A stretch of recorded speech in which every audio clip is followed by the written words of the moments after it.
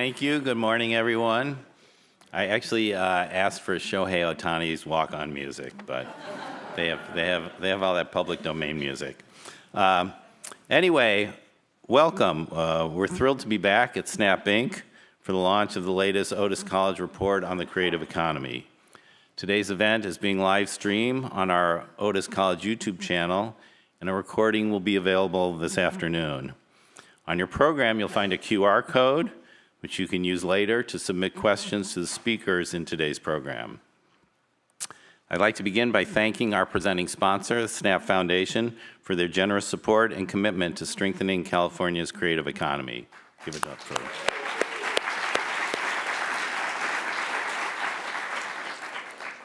I would also like to thank all the team here at Snap. There are a lot of people who are incredibly professional and appreciate their effort to support us today. I also want to recognize our partners who make this work possible: Baker Tilly, the California Community Foundation, City National Bank, Councilwoman Tracy Park, the Department of Cultural Affairs for the City of Los Angeles, Gallagher, Getty, Marsh, the Music Man Foundation, the Ralph M. Parsons Foundation, Sony Pictures Entertainment, and Supervisor Lindy Horvath. Let's hear it for them.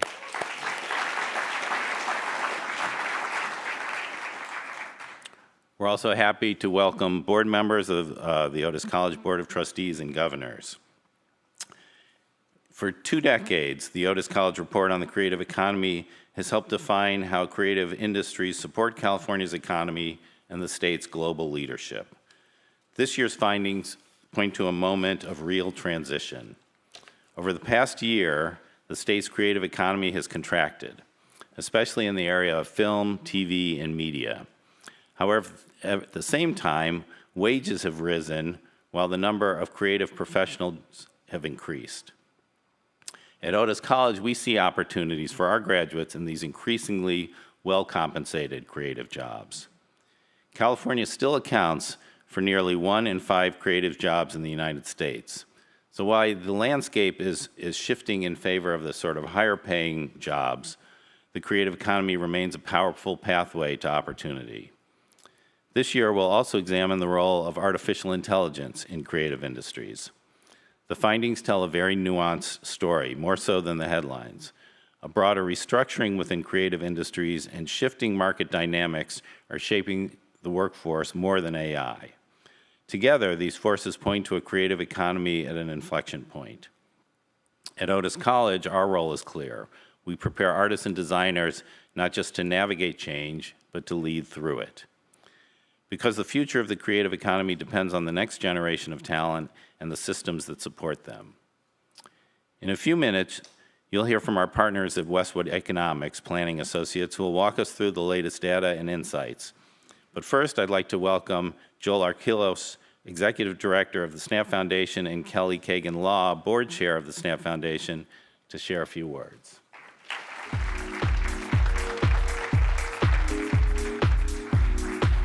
Thank you, Charles. Welcome, everybody. We're so delighted and grateful to be here for the launch of the Otis Report. We are all about supporting young people being creative and finding their creative spark when they're young, all the way through to having really meaningful jobs. So this report informs the work that we do, and we're so excited to share it with everybody.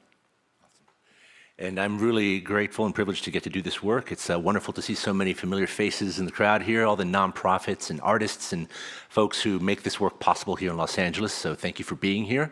And I also want to take an opportunity to highlight a project that we've been promoting, which is called the Creator's Compass. This was designed by youth, many youth that might work in some of your organizations, as well as folks at the Snap Foundation. We're trying to help young people navigate the new world of creativity and how to work and how to exist in this space. So I highly encourage all of you to take a picture of this and to look it up and sign up. And if you have kids, this is totally made for a young audience as well. So I appreciate your attention to that. Thank you. Thank you.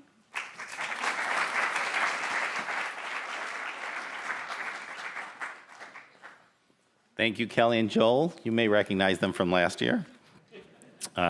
We appreciate the Snap Foundation's continued support and partnership in this work that we do together.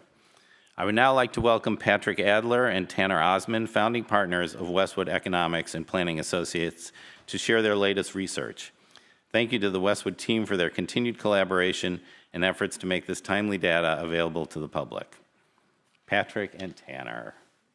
Please welcome Patrick Adler and Tanner Osmond, founding partners of Westwood Economics and Planning Associates.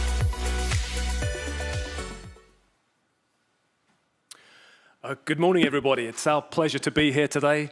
We're always blown away by the interest that Otis generates in its creative economy report, and we're really grateful to be a part of that process.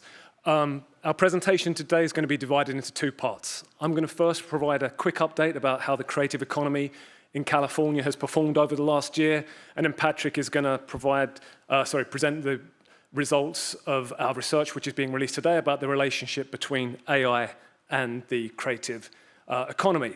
But before we get to those findings, I just wanted to remind everybody about the importance of the creative economy in California. The creative economy employs around about 734,000 workers in the state, which accounts for around about 5% of all the jobs in the state. But when creative economy firms and workers spend money in the rest of the economy, this generates jobs in other sectors of the economy, which means the creative economy accounts for more like 11% of all jobs within the state. Now, these jobs are incredibly high-paying jobs. The average creative economy worker earns about 2.5 times more than the wages earned by workers in the rest of the state's economy. And this chart here gives us a glimpse into why that is the case. So this chart shows us how creative economy jobs in California are divided across the 9 sectors that make up the creative economy. You'll see that the new media sector is the largest creative economy sector in the state, accounting for about 1/3 of all employment.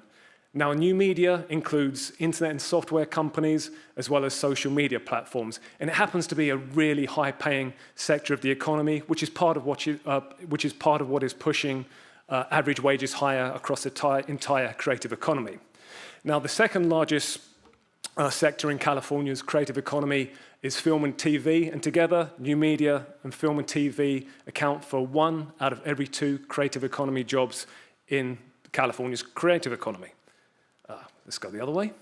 Okay. Our creative economy update this year centers on 3 primary findings. The first is that over the last year, creative economy jobs in California fell by around about 2.9%. But when we look within the sector, what we have seen is that core creative or employment for core creative professionals actually increased over the past year. Thirdly, despite some of the gloomy headlines, we just want to assure everybody that the creative economy remains one of the jewels of California's economy. So back to our first finding here. Over the past year, creative economy jobs in California fell by 2.9%, which is around about 22,000 jobs. Now, 2 pieces of context are important. The first is that it wasn't a great year for California's economy generally. Over the last year, the whole economy in California added around about 30,000 jobs, which in a state of 40 million people isn't a lot of jobs. So the state's economy has been relatively sluggish with respect to job creation. The second is that a lot of creative economy sectors have been restructuring over the past number of years, and this restructuring has led to job losses, not just in California, but in other parts of the US, although those job losses have been felt much more keenly in California than in other places, and Patrick is going to speak to why that is the case. The good news is that over the past year, creative economy wages in the state increased by 23%, which of course is an enormous gain. And part of those gains were driven by the fact that where job losses have occurred, they've primarily been centered in lower paying parts of the creative economy. Now, the creative economy employs a broad range of professionals, from managers to HR staff to caterers and sales representatives. When we talk about core creative professionals, we're talking about those workers within the creative economy that are producing the industry's primary output, whether that is a painting or a film or a piece of music. And those core creative professionals account for 25% of all creative economy workers. Now, core creative professionals are not only employed in the creative economy, they're also employed in other sectors of the economy. So for example, a university might have its own media team, and that media team might be producing all sorts of content about what is happening within the university. Now, over the past year, just as creative economy jobs at large were falling, what we saw is that work for creative professionals, whether inside or outside of the creative economy, increased by 2.1%, or around about 10,000 jobs. So when we have seen job losses in the creative economy, it has been centered more in those sort of support occupations rather than within core creative professionals. Finally, when we see these sort of gloomy headlines, it's important not to lose sight of the bigger picture. The creative economy still accounts for 11% of all jobs in the state of California, and California accounts for around about 1 in 5 creative economy jobs throughout the nation. And that hasn't really changed much over the past 10 years.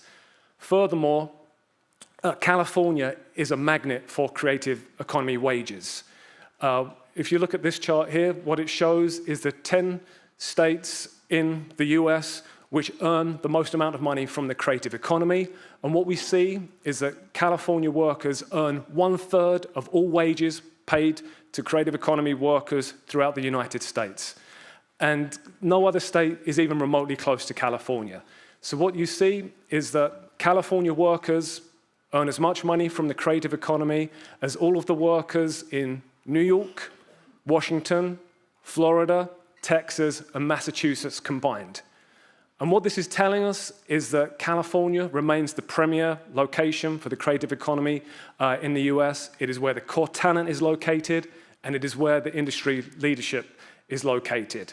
That being said, it has seen some job losses recently, and now I'll turn over to Patrick, who is going to explain some of the reasons why.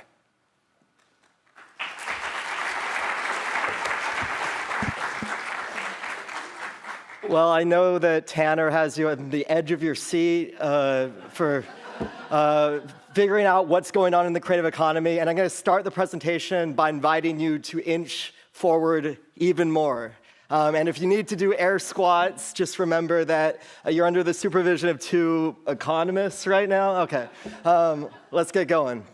Okay, so the year-over-year results that Tanner just presented follow on a roughly 2.5-year period where the creative economy has been contracting. So the creative economy has shed around 114,000 jobs during that period. And this is a very suspiciously timed period because what was happening 2.5 years ago, well, this was when OpenAI released its hallmark ChatGPT 3.5 model, which was kind of the game changer, really announced the future and this like AI period. So you've got the release of this great model, and you've got the contraction of the creative economy, and naturally you start to wonder, well, what's going on? And this was really a main motivating question for our research. Okay, you can sit back in your seats now, because I'm going to tell you that AI has very little to do with the contraction of the creative economy over this period. And I'm going to walk you through some evidence for that. But the report doesn't stop there with the negative. It actually delves into how the creative economy has been affected by artificial intelligence. We show that artificial intelligence is affecting the diet of tasks within jobs. We show that artificial intelligence, its pace of adoption, is critically determined by creative professionals themselves, the core creative workers that Tanner was just talking about. And then we also get into a bit of the psychic environment, what it's like to be a creative professional in the creative economy adopting AI. It's not all good vibes, as the kids and the Snap users might say. Okay, so let's start with this sort of negative finding, AI not being responsible for what's going on in the creative economy. We have 3 key pieces of evidence to walk you through. The first is about the types of jobs that are most susceptible to artificial intelligence. So other economists have devised these great indexes which go into the content of jobs, that is the tasks that are contained within each job, and then determine which jobs are most susceptible to using AI based on their content. So translation would be a great example of something that AI can do well. So translators, they're highly exposed. When you look across 3 of these exposure indices, and you look at the jobs that are the most exposed, so in the top 25th percentile of exposure, those jobs are actually growing in the economy. They're growing in the economy, and they're growing in the creative economy. So the exact jobs that you would expect to be displacing workers the soonest are actually growing, while the creative economy, as we've already seen, is declining a little bit. It's starting to look like, from this analysis, like artificial intelligence is more of a complement to creative workers than a substitute. And we'll get into that a little bit with the second finding. The second piece of evidence, though, for why AI isn't really responsible has to do with the geographic pattern of job losses. We show that roughly half of the job losses that we're seeing in the creative economy in California are specific to California itself. So only about half of these job losses can be explained by what's going on in the creative economy nationally. And this is not the sort of spatial pattern that you would expect if AI was responsible, because, of course, they know about AI in Connecticut. Maybe there's a little bit more adoption of AI in California, but national surveys, and we show this in the reports, don't suggest anything like this disparity that we're seeing. 24,000 jobs being attributable, being attributable to California's related factors. And then when you look at which jobs are being lost, and you drill down into the subsectors that Tanner introduced to you, and then you look at the susceptibility of those subsectors to AI using the sorts of exposure indices that I first talked about, there's really no rhyme or reason, there's no relationship between the exposure of a subsector and the extent to which it's underperforming relative to the national mean. So the kind of AI dog isn't hunting, to sort of butcher an expression there. And this leads us to ask, what is going on in the creative economy? There's two basic explanations that we really arrive at. The first is the very factor that makes California most singular in the union, and that is the cost of doing business or the cost of employing people, the cost of living in California. On all these scores, California stands alone. It's singular, not in the best way. So really, if you're operating across the country, you can really only afford to do things in California that you can't do anywhere else. And this gets to the singularly excellent labor, the creative labor, the world-leading creative labor that we have in the state. But it means that there's a lot of jobs that they're just increasingly not competitive in California. So we really do point to, like a lot of economists, this problem of cost of living in California.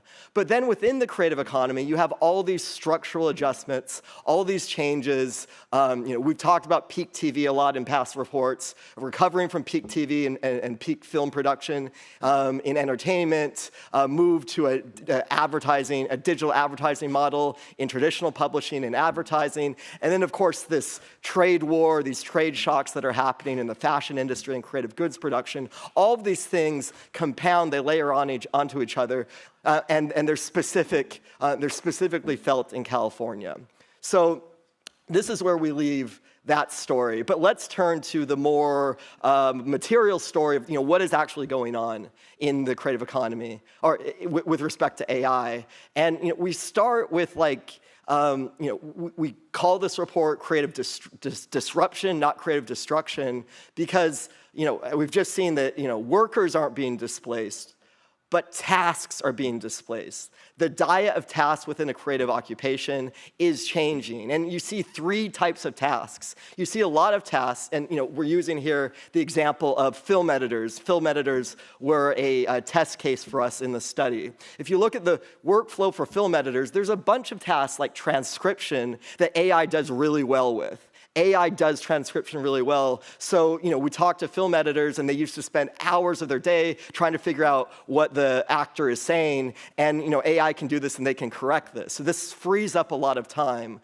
But then there's a whole range of tasks that AI can start to do stuff with, but isn't really productively working with. And that's this middle category, like sound design. And then there's a whole other category of tasks, like, on-location shooting or preparing dailies. This is the sort of thing that an editor might do that AI can't do at all. So what AI is doing is it's taking off the table some tasks, but it's putting more of a focus on other tasks. And then speaking of tasks, it is conscripting creative professionals into the role of machine supervisors. Every single task that is being delegated to AI is required to be supervised by the creative professional. The creative professionals that we talk to are very much, as they say, in the loop. And this is a huge array of tasks. It's a whole bunch of new types of work, not only learning the technology, but supervising the technology that are being introduced. So when you see this, when you see, creative professionals are becoming more productive, they're doing way more with AI, but they're also having to supervise more tasks, it becomes less of a surprise that we're adding the very creative professionals that are using AI the most into the economy. Okay, but let's turn to another type of myth that we see in, or that we sort of uncover in, around the AI economy and the AI and the creative economy, and that is AI happening to creative workers, or are creative workers happening to AI? We show that within organizations, within divisions, creative professionals have a lot of power in determining, does the technology get adopted? How fast does it get adopted? And we show that these same creative professionals have a lot of skepticism for two reasons. One, an ethical reason. There's widespread skepticism in the folks we're talking to that the creators behind the training data for these models are being fairly compensated. And then there's an additional and more personal concern that AI will replace the workers themselves that's leading to a concealment problem. And so when you put these together, you get a kind of slowing mechanism in the system whereby we would expect for AI to have been adopted faster, to be even more productive in the creative economy if these concerns weren't present. Turning finally to these vibes I had previewed, what's it like to be a creative professional working with AI right now? I want to highlight one specific dynamic. We go into other dynamics in the report, and that is the extent to which creative professionals are kind of trapped between outsized expectations placed on them by their clients and by their customers that AI can do everything. We've just shown you in the second finding that AI can't do everything. It can do a discrete set of tasks. So there's these pressures to perform, and then there's the technical limitations of the technology itself, and who's squeezed between? It's the creative professionals. And they're, for the most part, not being compensated either for supervising AI, onboarding more tasks, or for the added stress of being this kind of choke point in the system. So this is a real problem, and it's an additional barrier to adoption of AI.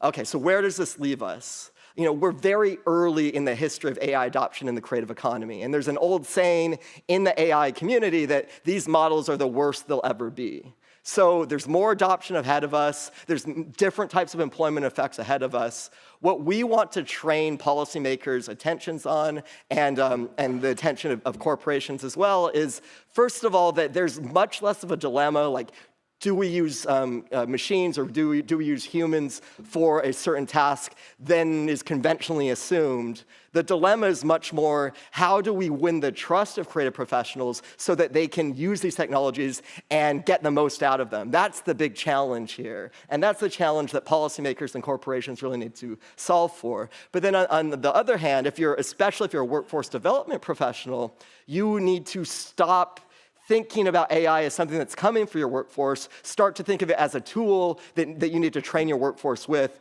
as the next wave of the digital revolution, of digital literacy. And if you do that, then you, I think, are focusing on some key dynamics.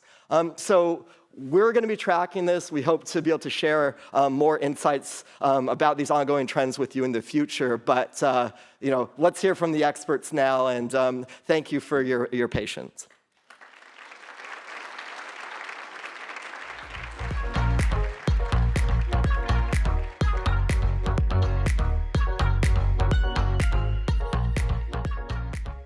Thank you, Patrick and Tanner. Just as a reminder, the research that they talked about and all the latest creative economy research you can find on the Creative Economy dashboard on the Otis College website. A fun fact about Patrick is he's a big Toronto Blue Jays fan, so I think it shows you the power of the creative economy, that it can bring diverse people together. The other thing, you brought up My new favorite cliche is that we will all be, we'll all look back at these times in a very nostalgic, wonderful way because change happens so slowly. So, something to think about. I'm now pleased to introduce our Fireside Chat. We'll focus on AI and L.A.'s creative future. Just a reminder that at the end of the conversation, we will open it up to Q&A, which you can submit your questions via the QR code. Moderating today's conversation will be Chris Downs, Executive Vice President and Chief Design and Innovation Officer at Mattel, Inc., where he is responsible for how the company designs and evolves its global portfolio experiences. Joining Chris is Evan Spiegel, co-founder and Chief Executive Officer of Snap, Inc. Snap is a technology company and believes that reinventing the camera represents the greatest opportunity to improve the way people's lives live and communicate. Snap products empower people to express themselves, live in the moment, learn about the world, and have fun together. I have to do one personal aside about Evan to thank him, his wife, and their family foundation. In 2022, they made an extraordinary gift to Otis College and paid off all the debt of the graduating class that graduated this year.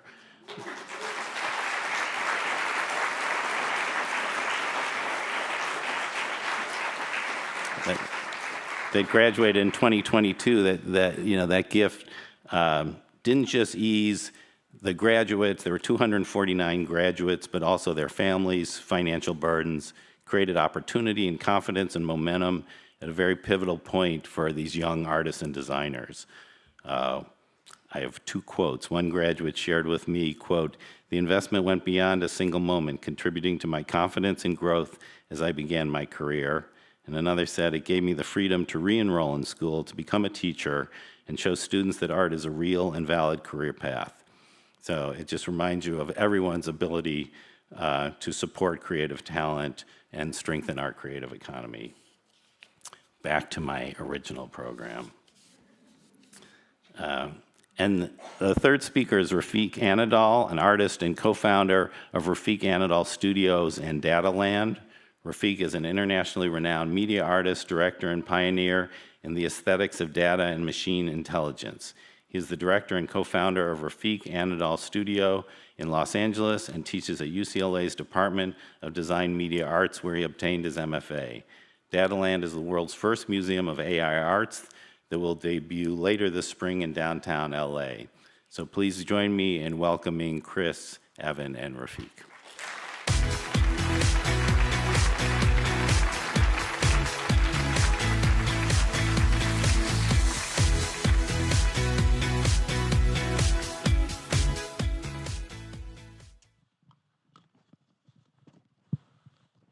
Okay, what a hot topic, and what a wonderful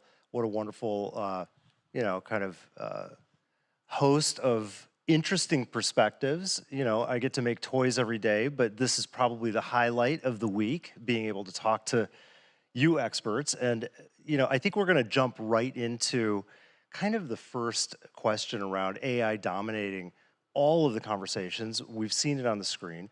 Why do you think, and Evan, I'll direct this one to you first. Why do you think the narrative around AI feels disconnected to what's actually happening by the numbers? Well, first of all, it's so great to be here. Thank you so much for moderating, and it's just so exciting to see so many folks engaged in this really important topic. I guess my big takeaway from the presentation was, don't worry about AI, it's actually California that's the problem. But in all seriousness, I think one of the things that's so exciting about this current moment, of course, the gravity of this change notwithstanding, is that it's an incredible accelerant for creatives. And we're seeing this with our design team, to have folks who've gone for years from designing and imagining new products to now being able to build and ship them incredibly quickly, to be able to translate their idea and their imagination into impact faster and more easily than ever before, I think is just transformational and should be a real tailwind for California, which is, the epicenter of the creative economy. And so I think now the question really is like, what are you going to build? What are you going to imagine? And so much of the work required to build things, especially as it pertains to software, is now possible with AI. So it's been incredibly empowering and exciting for our team, but I'd be curious, both of your thoughts as well. I mean, so grateful to be here again. So happy to share in this wonderful world of imagination, I guess, in the age of machine intelligence. I was fortunate to, coin the term data painting 2008. It was super hard to communicate in the art world, like saying, or design world, what happens if the information around us, our heartbeat, brain signals, Wi-Fi, and Bluetooth can become a pigment. And I clearly remember the rejections of the societies, like, just not possible. We need Newtonian physics. We cannot move forward. And then 2016, I was fortunate to become an arts in residence in one of the first AI programs at Google France, and many other experiments. Our team is super small, by the way. We are now 20 people, can speak 15 languages and 10 countries. I think the vibe of Los Angeles and California, truly in the spirit. And I felt so excited 10 years ago. I think every artist has deep questions in our lives. And I felt that mine was, what is beyond reality? And it's a so hard one. And I couldn't find an answer quickly. But the machine intelligence, as a friend, player two, the idea of enhancing the mind of a machine and enhancing. By the way, I can't draw properly, but I love machine as a collaborator to compute the mind's eye, algorithmically. So I think there are many creators that I hope that, or the young ones, coming with the same imaginations. I felt that AI is not a threat, but it's a beautiful friend that can truly enhance the emotion, I guess the intellectuality, and many more. So I felt truly more inspired than get afraid. And I think it's a mindset, a little bit issue, how to work with machine intelligence. Of course, without harming humanity, without being anything wrong and destroy anything that we love and respect. But I think it's this mindset a little bit. I love that attitude. I guess the other side of the coin, the same coin, is the tension point that was illustrated earlier around the quality of creative and the potential shortcuts or pitfalls that AI inherently creates in maybe reducing the quality of that creativity. Is it something that you see, or do you feel that tension? Gosh. I think for us, certainly one of the things that we've seen is when it's much easier to make things, you can make a lot more things, and they are varied in quality, for sure. But I think, that's more than made up for by the fact that, so many more people who have so many new, different, and great ideas are going to be empowered to create. And so I think, the common problem in creating anything, my general view when it comes to content or creativity is if 1% of all things are really great, I think what we're just seeing now is an explosion in the overall number of things, but that still holds true that only a small percentage of things are truly world-changing, are truly breakthrough ideas, but there should be more people now who can express themselves and create, and I think that that's hugely positive. So the democracy of it and increases the amount of volume of ideas, and therefore there are better and more ideas to select from. And our general view is if you want to have a good idea, have lots of ideas, and so I think AI is a really important accelerant of that. I love that. What about in the art world? How do you think about that, Refik? I think, so as a studio, we were so fortunate to work with our own data sets and train models, to be precise, almost 5 billion images we worked with last 10 years, and train 400 AI models. These numbers are awkward for an art studio. It's just very small, but it's so inspiring that open source culture is brilliant. The amount of information we can reach is brilliant. And now, in a couple of years ago, AI is our assistants and vibe coding and agentic thinking. I feel so empowered in a way that the things I couldn't understand. I'm not a scientist. I'm an artist. I love science. I respect science. But it's so hard to understand how the systems work. And small, group of people cannot handle large data sets. Compute still a big problem and issues. But with these techniques, with these platforms and experiments, we really quickly can go to places that is impossible to go. And I feel it's not literally sugarcoating or something promoting. It's truly what it is. Once anyone, I don't know how many people here, vibe coding or experimenting with brainstorming, it's an incredible enhancing of the mind somehow that applies to art as well. For example, when we train a model, we sometimes work with, let's say, 10 million images or sound recordings or text data. It takes sometimes 1 year to curate data. So it's not necessarily a ready thing that happens magically by prompting, because to be also precise, to make truly deeply breakthrough art with AI, really artists need to train their own models or experiment with their own data, create their own data, to have their own voices and, vocabulary, which is different than using existing creative tools. They are amazing. They can be amazing for research and sketching, but a breakthrough side of art making still requires that atelier mindset. But now with this, I guess, movement, it's democratized. It's truly very easy to access. I love the way that you talk about it, Refik, in terms of, what are the tools and what are the ways that you are actually enhancing your creative contributions using the tools, which I think is the value of design tools and creative tools in general.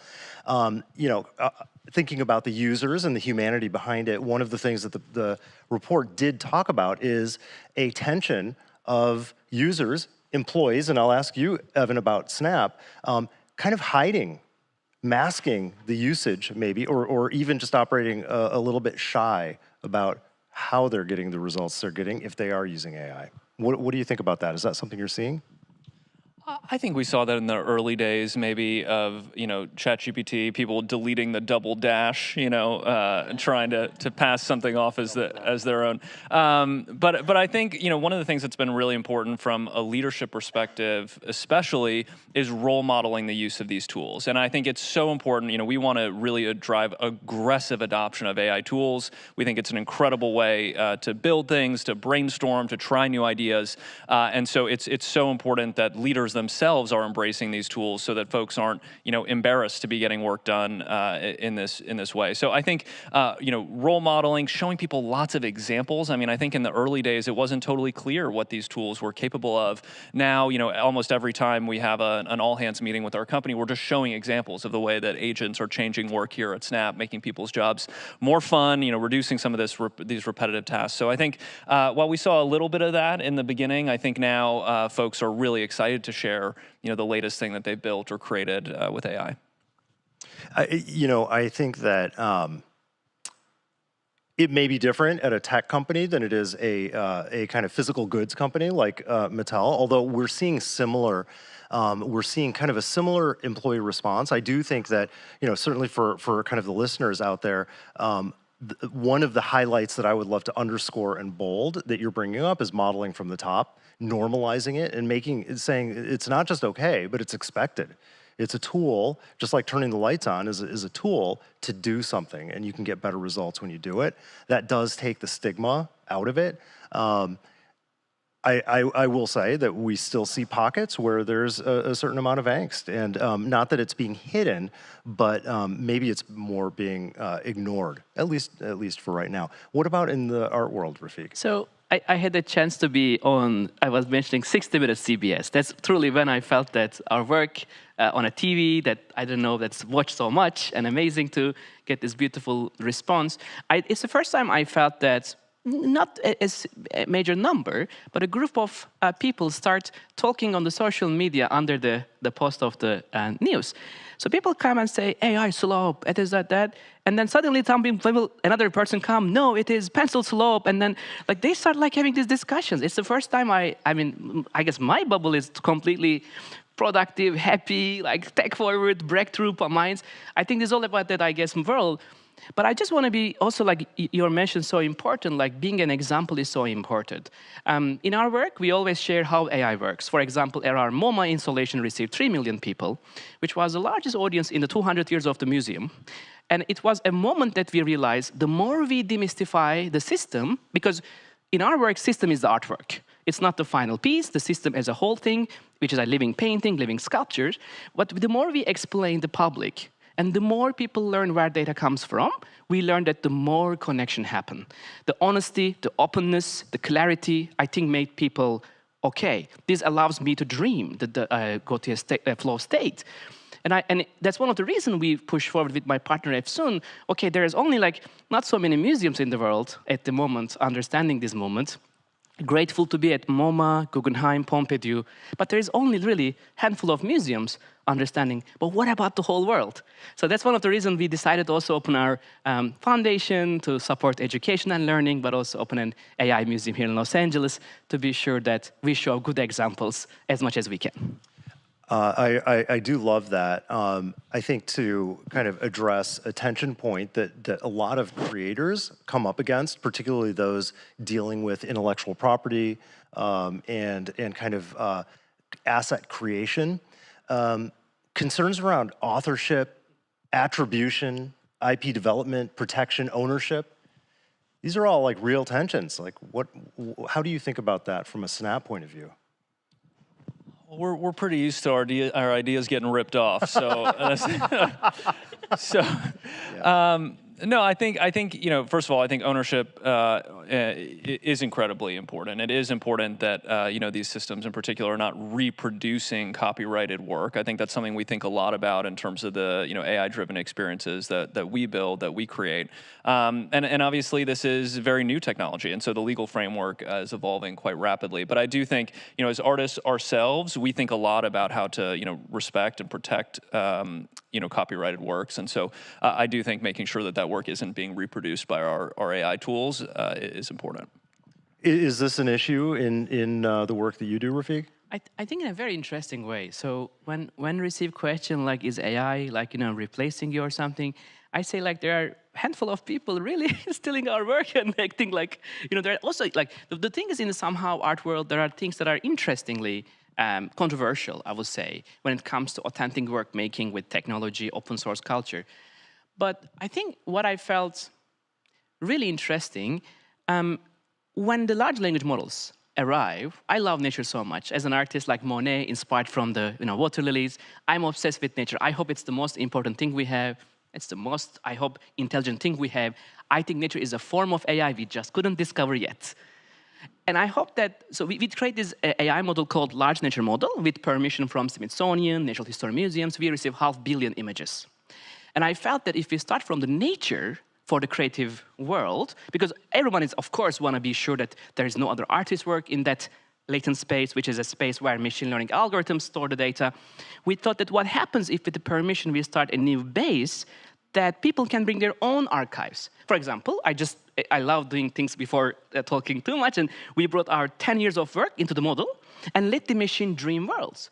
And I know that in that model, there's beautiful nature, and I hope nobody says this tree is mine or this flower is mine, and I hope, or the water or clouds. It was so interesting to see the IP challenge. What happens, the open source data of the world, the earth, the nature, and meets with the creative world of people coming.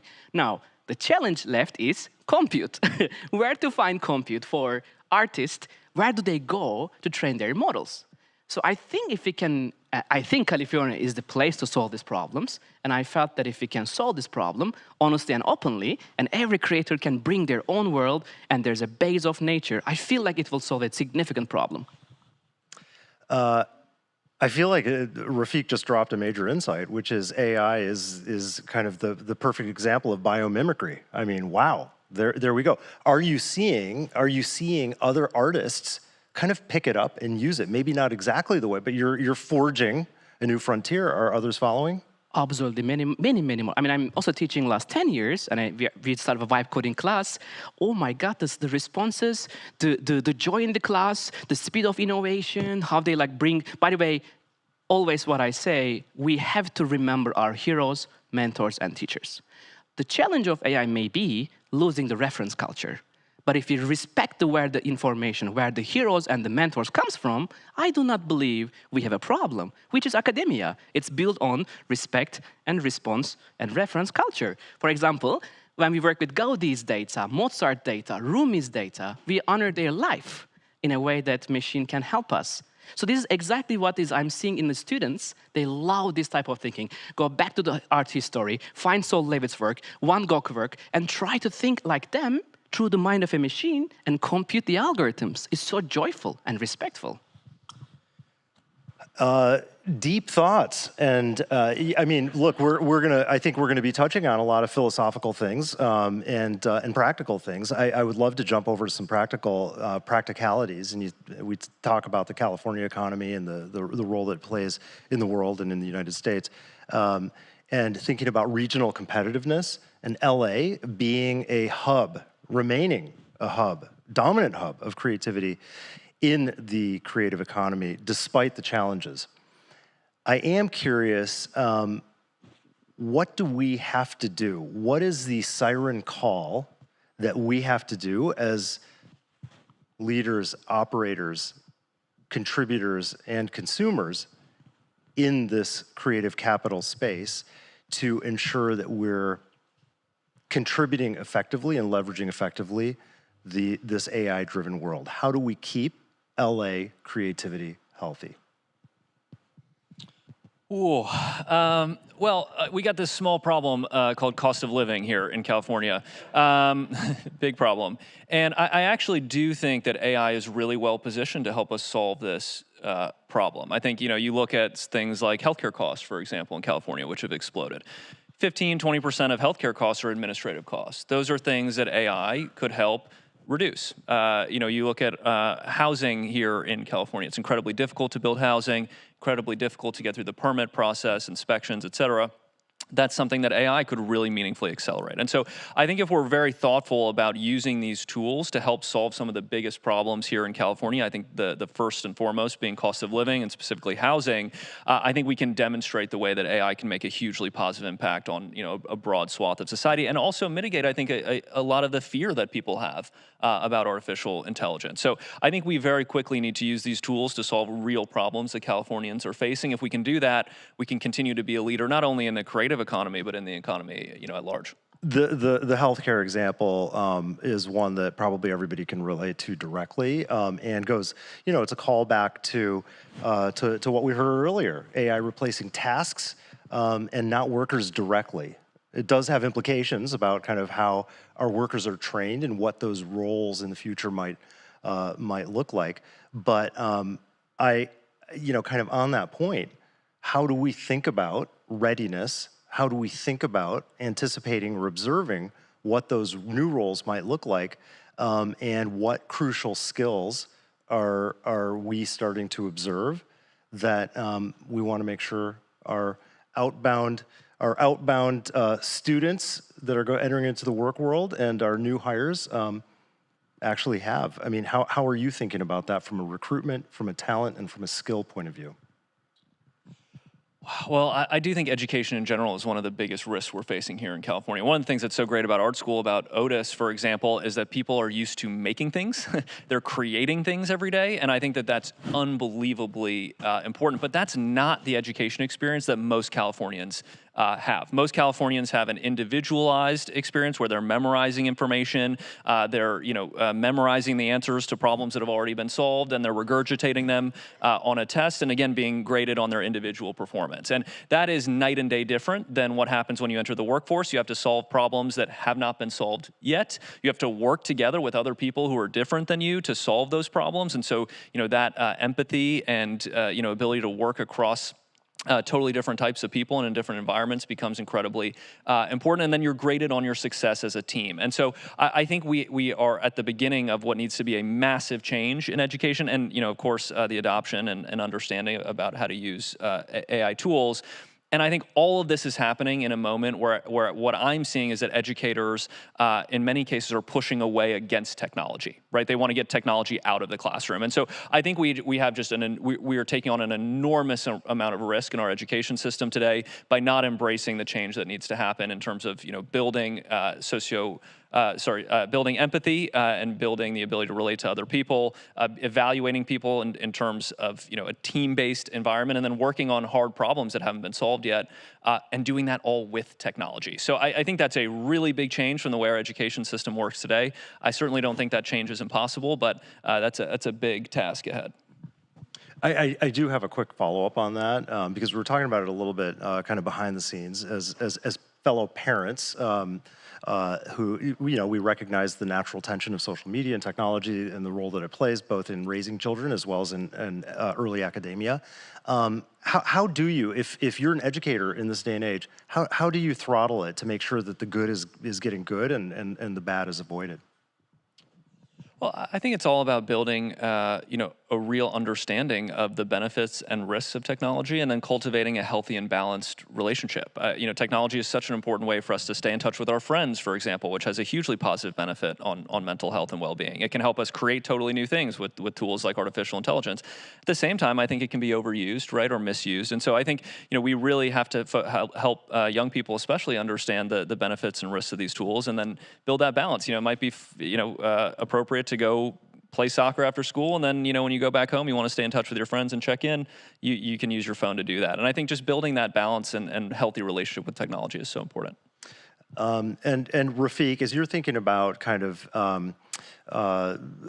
people following their dream and learning the craft of in the art world, in the creation space, what do you think the role of AI learning and tools should be for those that maybe it's not even a thought? If I'm a painter, a sculptor, a traditional artist, how should I be thinking about preparing myself for the world of art creation? I think it's a great question. So I think if you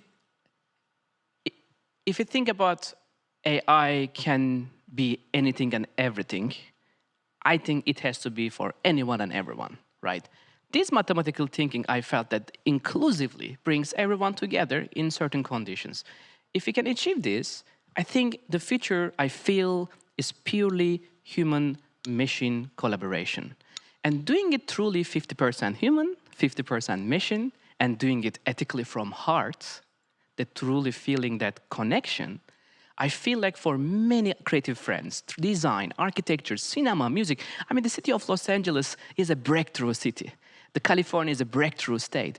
I mean, we are a couple of hours away from most likely the birth of AI. I mean, it is, of course, the place I feel like can understand, practice with it, learn with it, fight with it.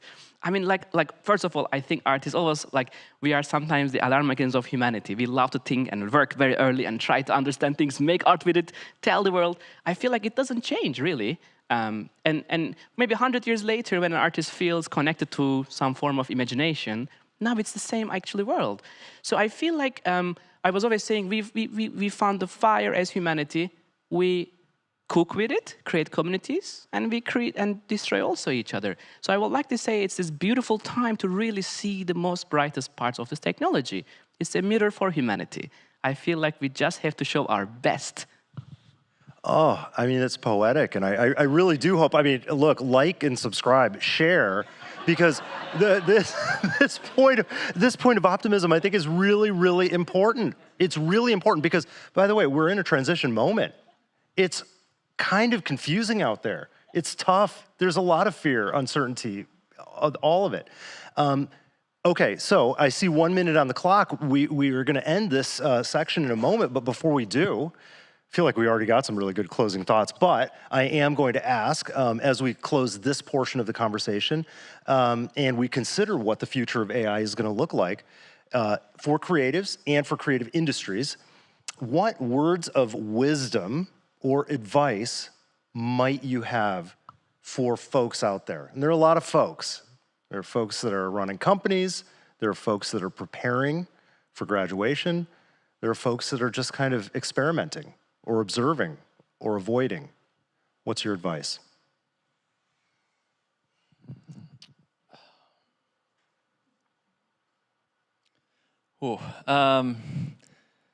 Well, I think my general advice on this subject in general would be to familiarize yourself with the tools. I think that they're incredibly powerful. They're incredibly fun to use, especially for creative people who love building and making things. And so I think, considering this another part of your toolkit, becoming really familiar and comfortable, iterating and experimenting is just so important at this period of time, no matter what stage, of your career that you're in. I love that so much, and actually just listening to Refik talk about it, it's like you can see the energy and the magic in what was experimentation. I don't know, decades ago with a Commodore 64 and today with AI, there is something about the creative process and that experimentation that every creative goes through. This one feels different, but in many ways it's the same. I love that. Refik. And I think I feel like, sometimes hysteria, paranoia can come from something we don't know. But the more we learn about these mediums and the tools and techniques, it becomes so much brighter because we learn about it, we understand about it. I think experimentation is the ultimate layer of innovation and experiments and breakthroughs and discoveries. It will not change. I feel like I told all my, colleagues in the studio, friends around the world, like experimentation. It will never give us alone, and we will find the light at the end of that experimentations. We'll find that creativity and the source of joy and inspiration and hope. It's there. It's just looking for it, and it will, I mean, for thousands of years as humanity, we are here right now, and I trust humanity and hope. So I think it will not change. It's just all about that, finding that true, honest connection. Why exactly AI right there, helping us to a place, let us to go to a place that we cannot go before. And all those from heart will always, I think, work.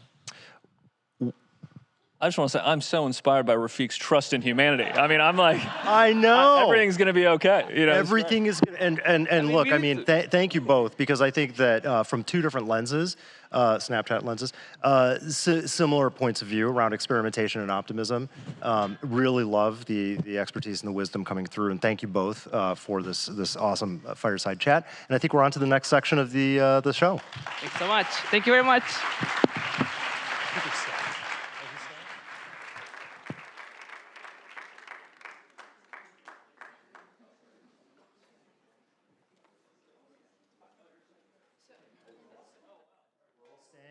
It's going to get even better from here. Now they get to ask questions. Oh, great. We are taking questions. If you have questions in the audience and those in the live stream, you can submit via the QR code. We have already started getting some questions over here. And Chris, you can help me direct as we ask the questions. But I'm going to start with one that I'm going to put to Patrick first, but anyone else can answer. So if it's not AI, what policies will help strengthen the creative economy in LA and California? Well, can everyone hear me? Yes. Okay.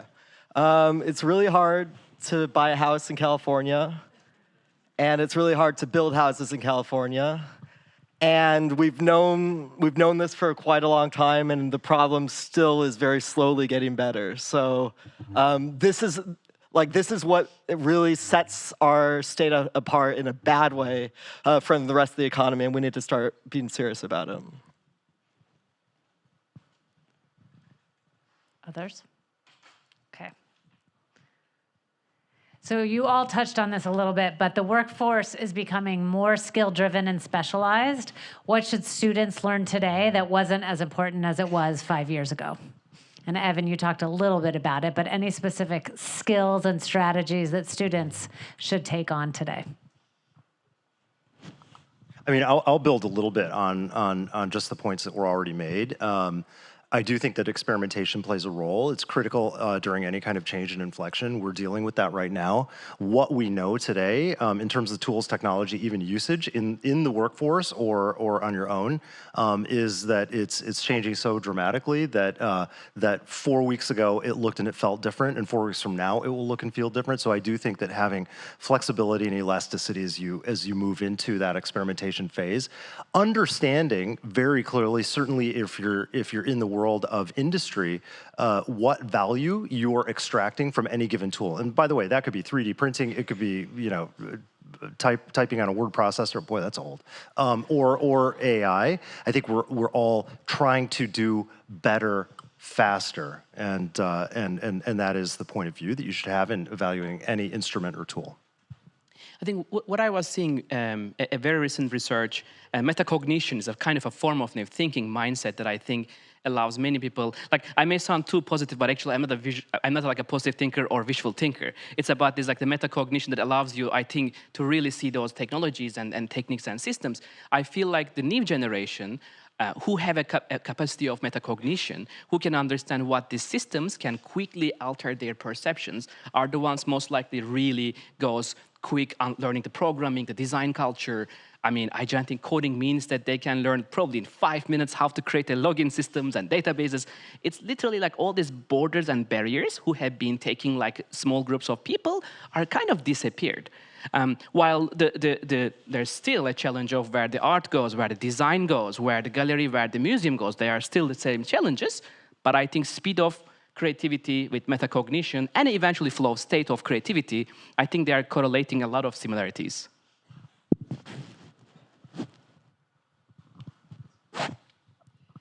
All right, someone brought up an interesting point that AI has a branding issue.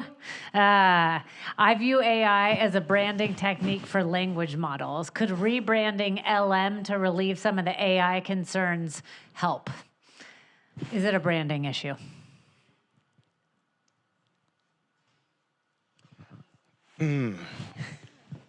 I mean, I wonder if the toothpaste isn't out of the tube on it, as far as it being its own. It is kind of what it is right now.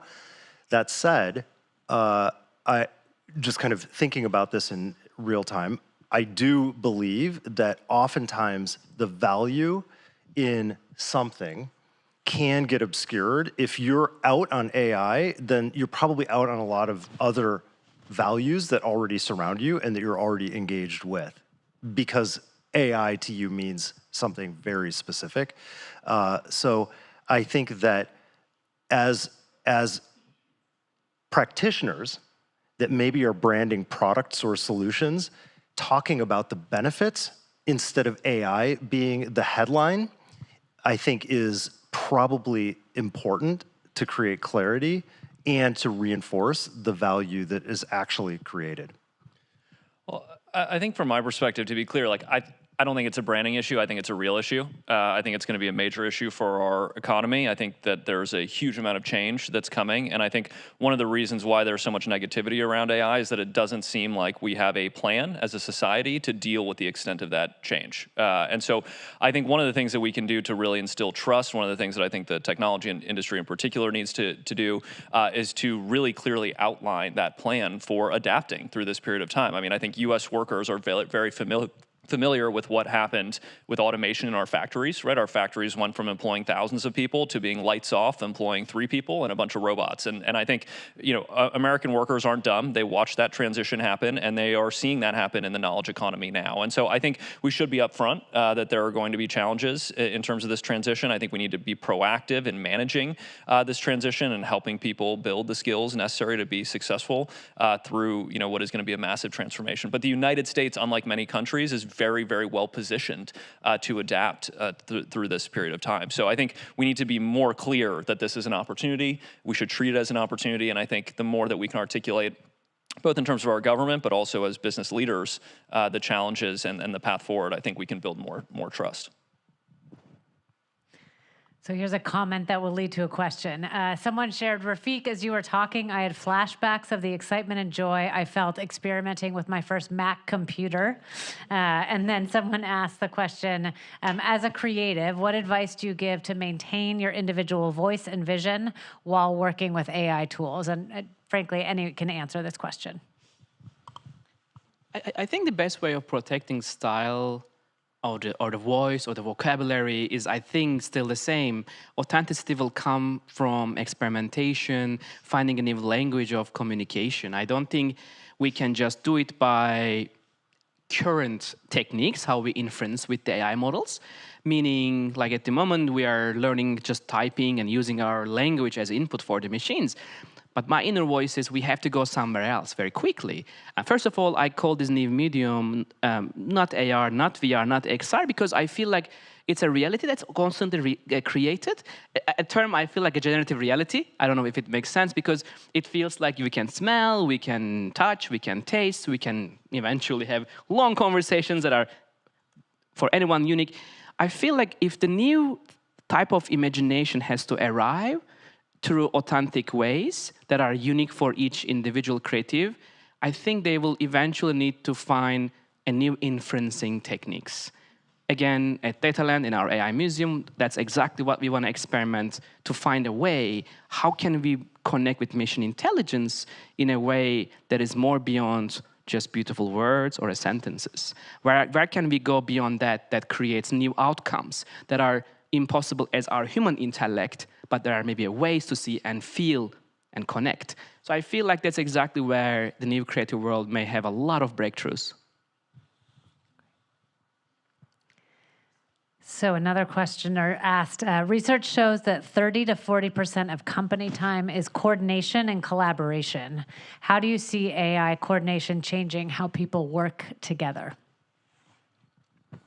I'll jump in. This relates to a finding we had that collaboration within teams might, in some spheres, be declining. You know, so one creative professional can just take on more tasks, and this was actually cited as a real disamenity of the AI era. You know, people like collaborating, they like sharing in, and you know, I think this comes through through your comments. They like sharing in the fruits of the creative process, and so you know, there's a kind of trade-off with some of the efficiencies that you get from collaboration. Then of course, like There's a great sociologist I know, Daniel Silver at the University of Toronto. He's trying to pioneer a kind of social theory of humans and AI.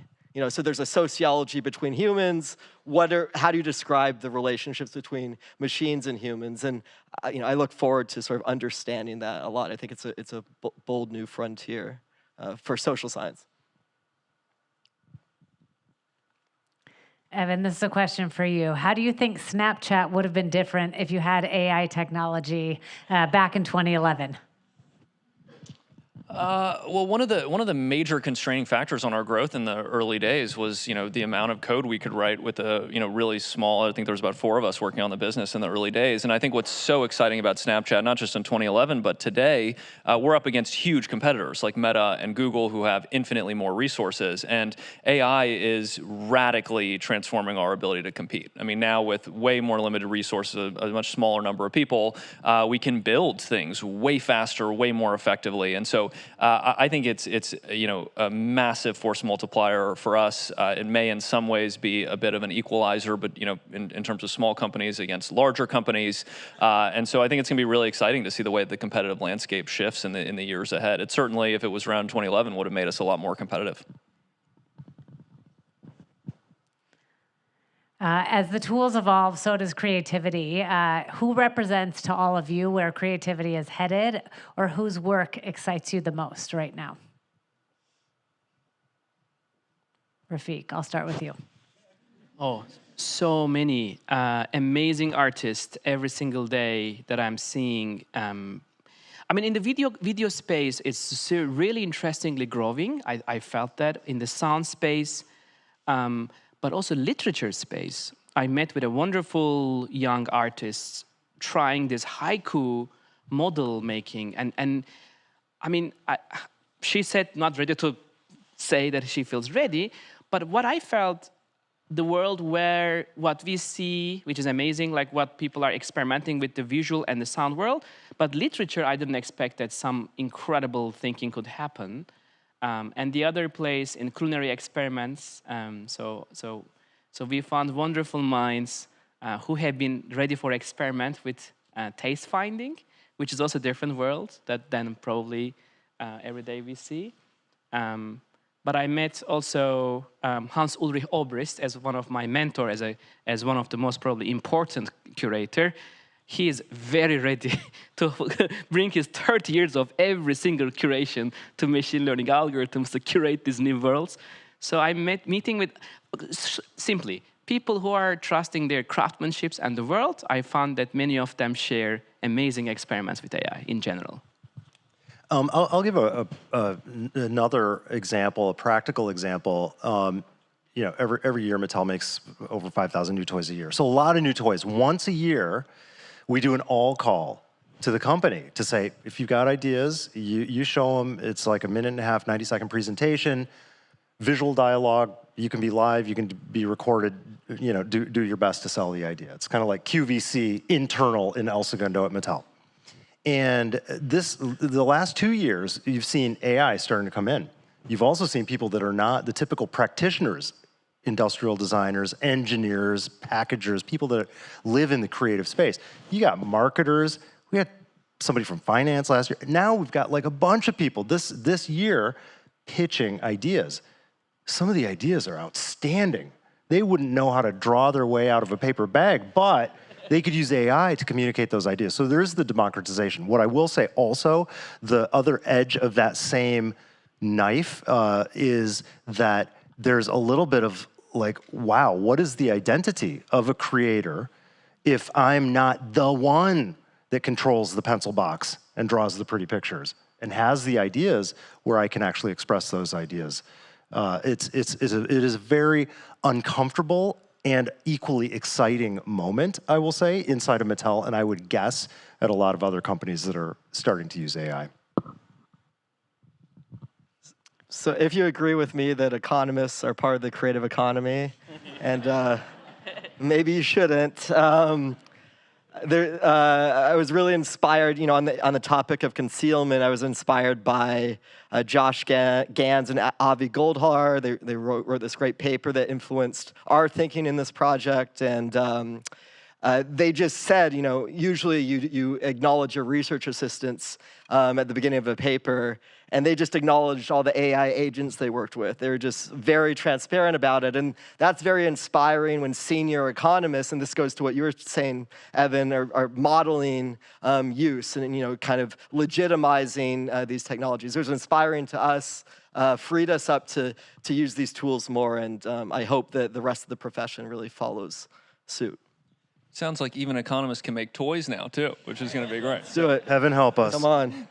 I think for me, what you all have said really just brought me back to one of our core beliefs, which is that everyone is born creative, that everybody is creative, and that a lot of times that creativity over time is suppressed by fear. And I think one of the things that's so exciting about AI is it's helping people overcome that fear of not having the skills or not being able to express themselves. And so to me, I think we're just going to see this incredible explosion of creativity everywhere. And I think that's just hugely positive for our society, for all the tough problems we need to solve. And I think it's going to help people feel more empowered to make a difference. I love, and I feel the urge, the responsibility to kind of not capstone it, but also mention that the role of creatives as not just the people that can come up with ideas and communicate those ideas visually or through words that AI enables financial economists, anybody that has an idea, but the craft and the execution of ideas. An idea is an idea. What you see on an app, what you buy off a Walmart shelf has hundreds, thousands of hours of skilled practitioners that are able to capture an idea and turn it into magic on your toy room floor. So, in the case of toys. That is, I just want to say it because it's important, and that doesn't go away. In fact, I think that is central to the pivot that we're probably looking at as far as operators, creators in this space.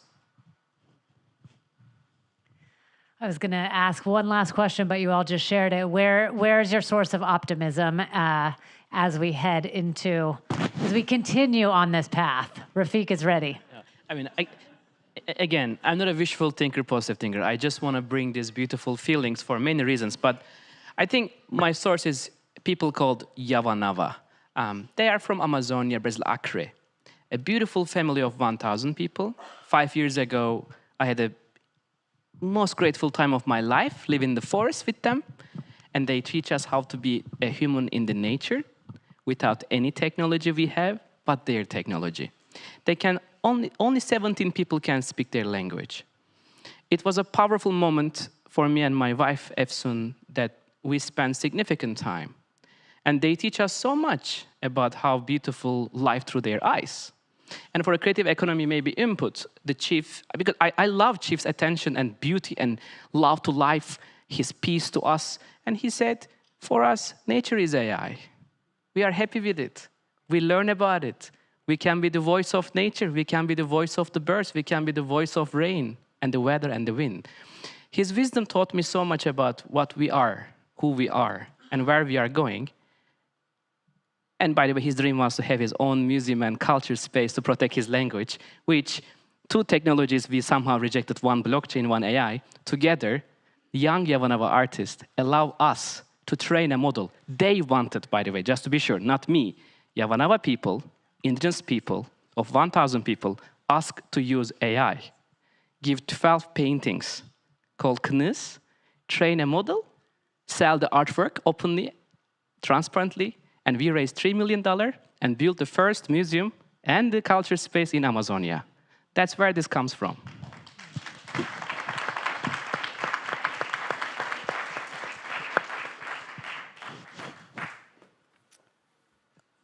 Thank you. What a fantastic conversation. That was really, the whole thing was fantastic. Thank you.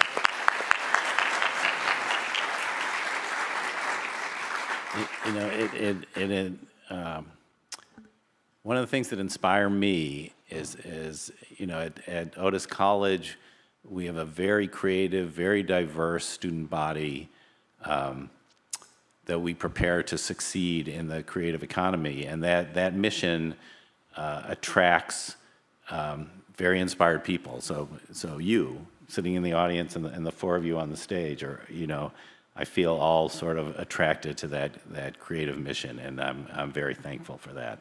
So thank you all again.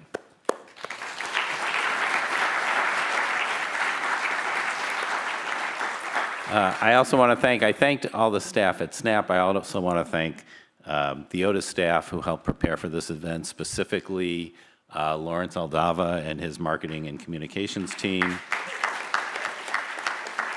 And Allison Graf Weissner, our questioner, and her institutional advancement team. Thank you all. In closing, we invite you to download the latest creative economy research and to explore the creative economy dashboard on our website at otis.edu/creative-economy.